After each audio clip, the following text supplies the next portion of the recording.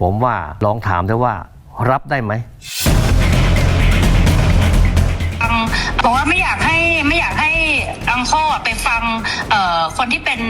ฝั่งตรงข้ามกับเราเพราะว่าพอไปฟังฝั่งตรงข้ามอย่างพวกแม่ทัพภาค2เนี่ยค่ะเป็นคนของฝั่งตรงข้ามหมดเลย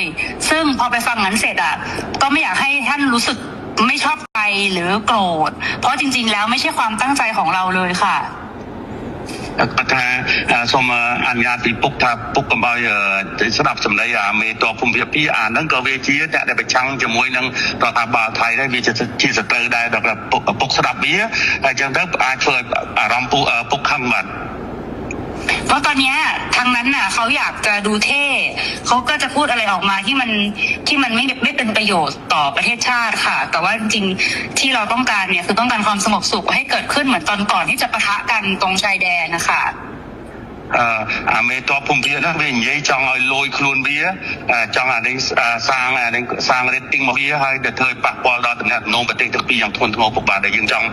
យើងប្រទេសទាំងពីរគឺចង់បានស្ថិរភាពនិងសន្តិភាពដូចអ្វីមុនព្រឹត្តិការណ៍កើតឡើងពុកបាទบอกว่าให้ท่านฮุนเซนเห็นใจหลานหน่อยเพราะว่าตอนนี้คนในประเทศไทยเขาไล่เราไปเป็นนายกที่เขมรหมดแล้ว